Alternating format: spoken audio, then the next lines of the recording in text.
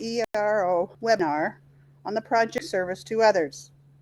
Hopefully, you have had a chance to review the instruction document and project application form. If you have questions along the way, please use the chat line that you will see on your screen, or at the end, send an email or call Pauline or Jessica, Pauline Duquette-Newman or Jessica Martin. So let's get started. The PSTO program was created to promote districts to be involved in their communities, be visible, be involved, and by doing so, the aims and objectives of the program will be met, and a project can be created to apply for a grant.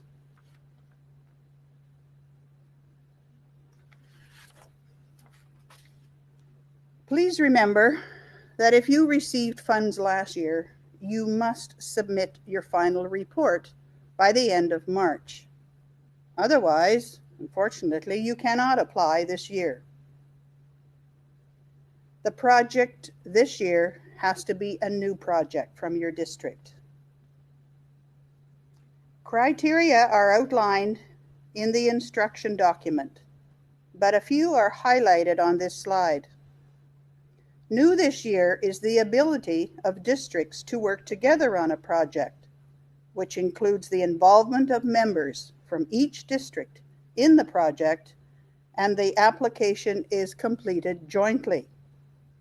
This means that if successful, each district could receive up to $4,000 for the project. Each district. The expense report in the project application must be completed for major expenses, need to be written down, and supported by quotes from suppliers. All expenses must be recorded. Number 8 on page 3 of the instruction guideline outlines the expenses that are not allowed to be claimed from the grant.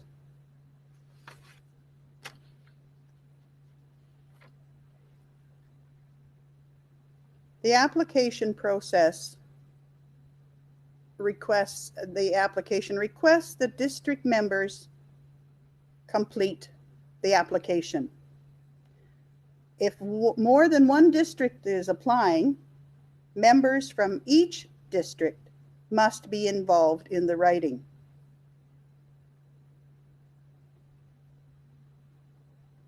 Completed applications, as it says on the screen, are submitted to the local RTO district executives for revision if needed and approval. If there are many projects presented to the executive, only one can be approved and sent forward to the RTO ERO office. And remember, if you are joining with another district, each district executive has to give approval for that project to be submitted.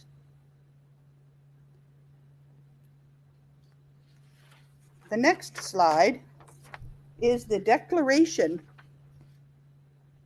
that the districts have to submit. It's pretty self-explanatory, but where the arrow indicates the district president's signature and the date that it was approved by the executive, the district name and number have to be placed on that document. And if there's more than one district, we need every detail about the district, as you'll see in the other two parts.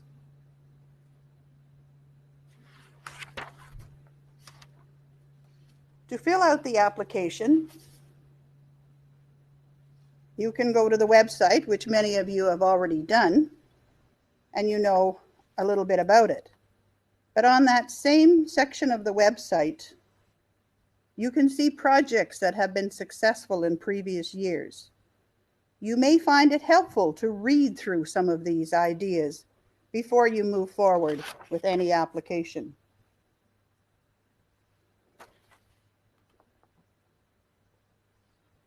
This slide shows what the website page looks like, and it's pointing to where you will find information about the projects under Programs and Services. So anyone involved in the project should be aware of that information.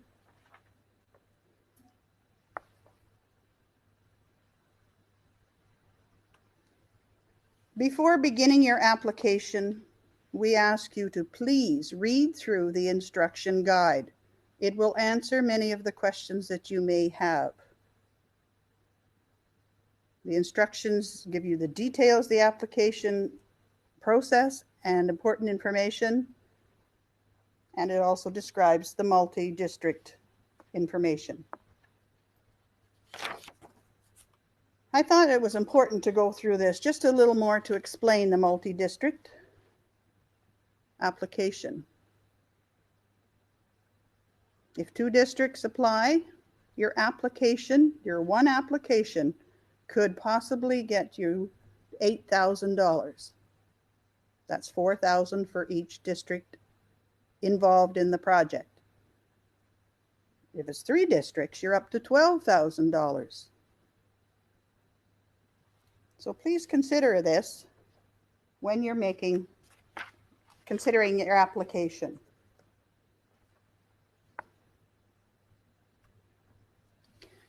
Within the instruction guide, you will also find Appendix A, B, and C. On this screen, you will see Appendix C. This is provided for you when answering questions 2, 3, and 4 of the application. These are the words of the committee and the staff. Your project will be using your words.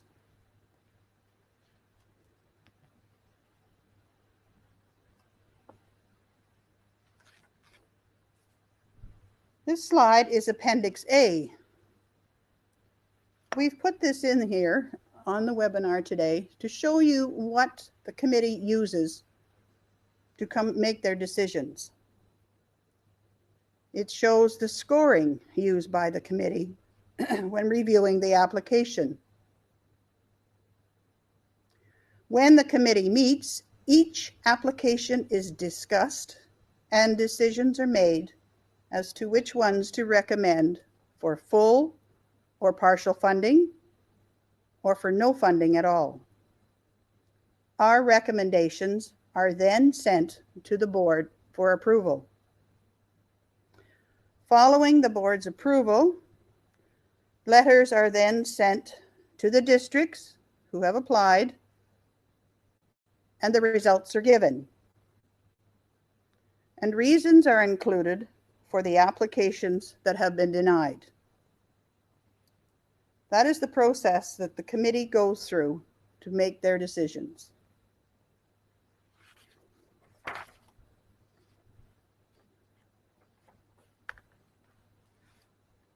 This is the beginning of the application form. So I will go through each page and explain a little bit about each one. It asks for the title of the project, and once your decision is made as to the title, this is where you put it. We need the district name and number. And if there's more than one district, we need their name and their number as well. And the amount that you're applying for, 1 district, 4,000, 2 districts, 8,000, and so on. At the bottom of the page, this information is very important. We want the names of the people who are writing the application. Remember, if this is an application from 2 or more districts, there must be a member from each district involved in the writing of the application. We are asking for member involvement. So the members need to be the ones that complete the application.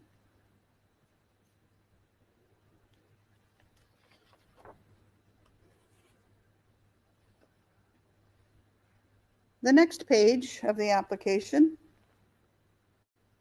we want to know when your project is to be started. and your expected completion date, and the location where this project will be taking place, or community. It's hard to be specific for us on that question. Now, the next one is the overview of the project. Make sure that your overview of this project is clear and precise. Explain what it is, what is involved, and give as many details as you can, to the maximum of 250 words. And just to point out to anyone who will be applying in the French language, your number is higher. It's 325 words if you're submitting in French.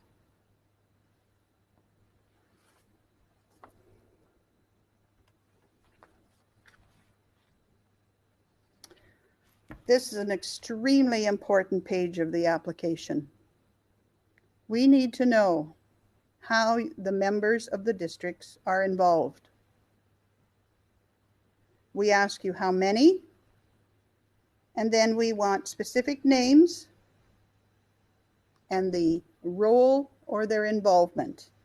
Now, just to explain that a little bit more, you will see in the example we've chosen Joe Smith. Yes, he is a member.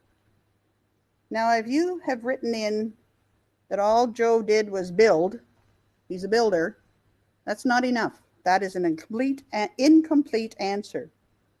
More details need to be attached to that description.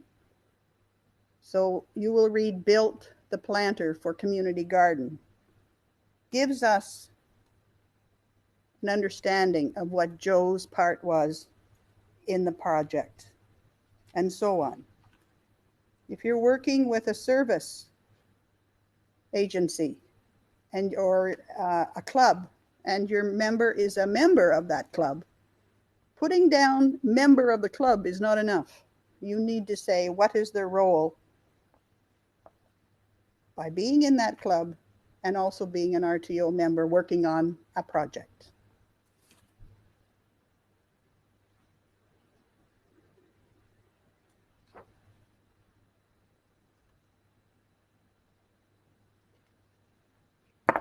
I referred to the appendices A, B, and C before, and these are the questions that you will use those appendices for, answering questions 2, 3, and 4. Please read that document over again so you will have an idea as to how this should be answered. When it asks for details, please provide details.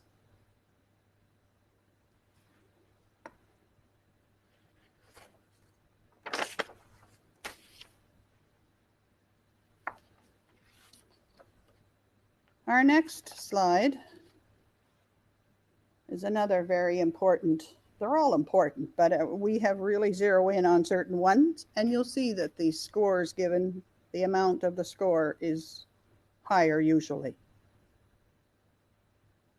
It is very important that the district membership is informed about the project, the progress, the celebrations, and so on.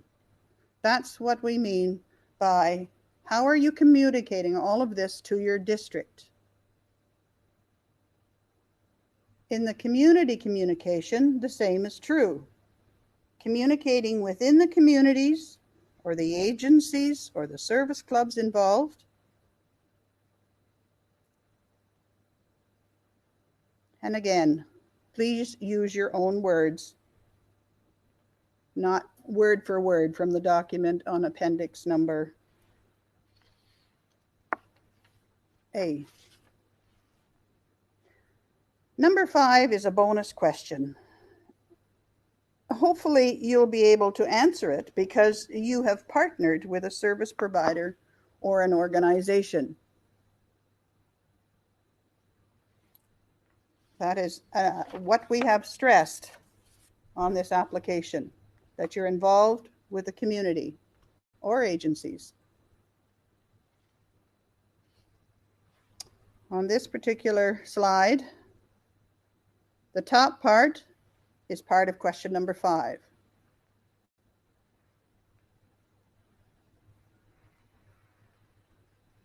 Give information on how this partnership came about. Did your district initiate it, or did the agency come to you? Question number 6. This question allows the authors of the application to explain what the funds are for and how the funds will aid with the completion of your educational or community project.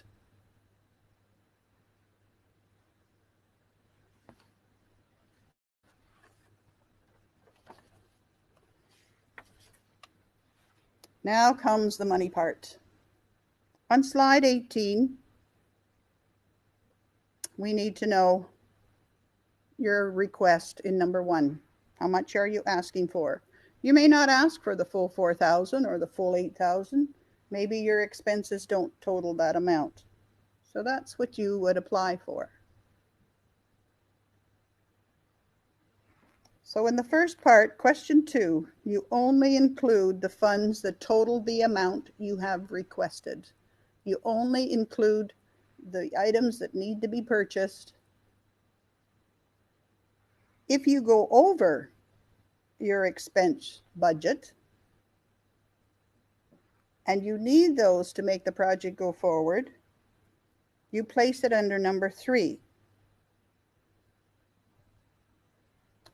It's very important that we get quotes for the major expenses in your project. Yes, you may need pencils and paper. If you need a lot of it, we need a quote. If you're buying furniture, we need a quote. There are many things that you may want to provide for your project, but quotes are necessary. And if for some reason you cannot get a quote after trying your very best, you must explain why you weren't able to get it. But please make every effort to get quotes for major purchases.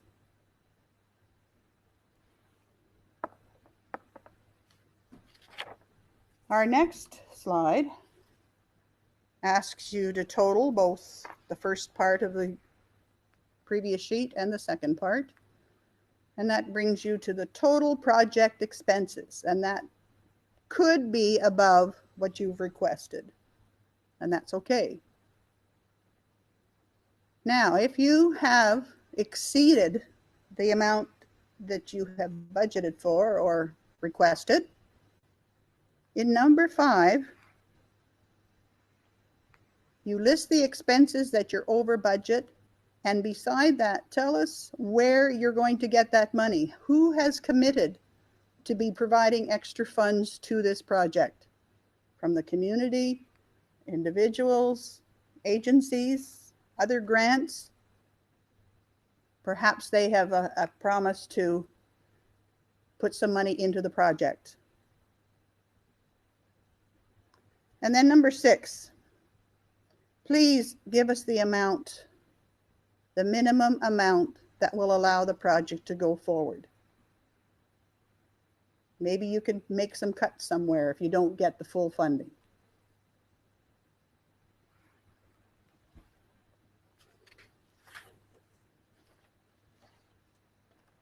The last sheet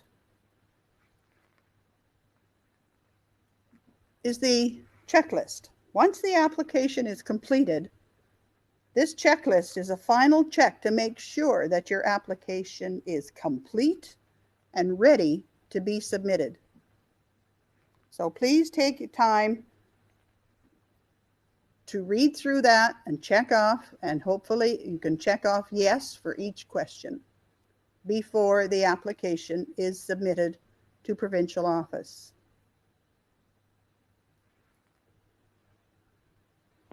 Now that brings us to the end of the documents that are going to be online, but you have been listening very attentively, and I have a few questions. In fact, I I have one question, which hopefully there'll be more come in as I'm chatting with this one. Where can I find the form to complete after receiving the funding?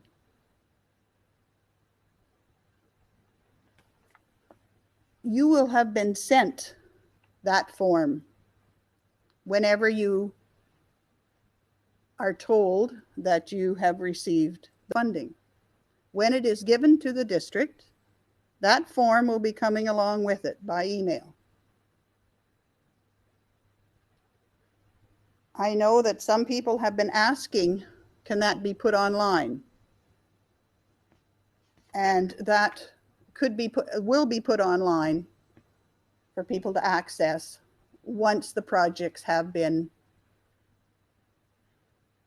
evaluated by the committee. If you're talking about the project from last year, then you'd better email Jessica Martin at rtoero.ca, J. Martin, or Pauline Duquette Newman at rtoero.ca. We also received a question prior to the webinar becoming live. The questioner wanted to know what happens if documents are late, if we can't send, say, the quotes in at the same time as the application. Let us know that. Let Jessica know that it's coming. And hopefully it's coming within a few days. We will not wait forever for these applications to be complete.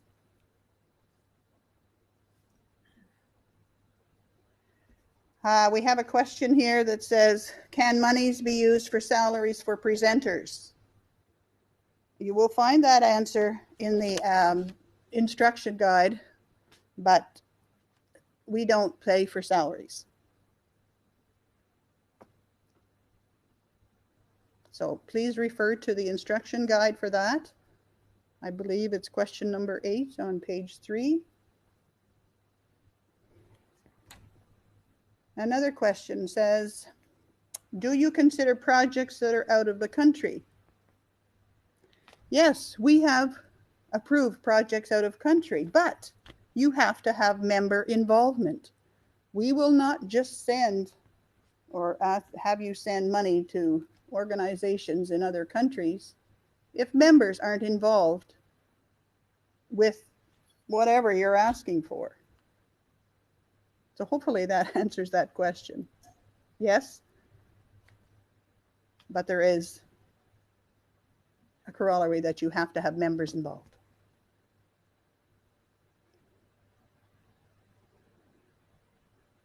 So we have a member here saying, right now, no questions, but who at RTO should I contact as these questions arise?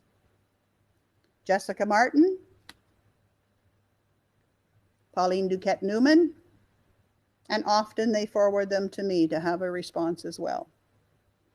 So there's 2 people and a third. It's in the back, well, I'm not in the back room, but I can be gotten hold of.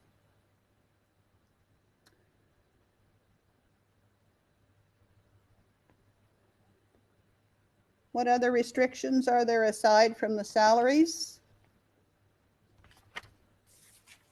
One of the restrictions is for transportation, but you've got to read that carefully because there is an if.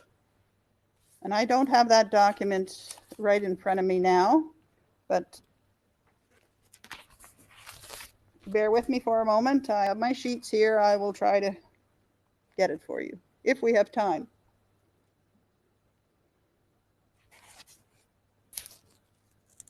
Okay, page 3 on the instruction guide, number 8, the funds may not be used for honoraria, wages, or mileage.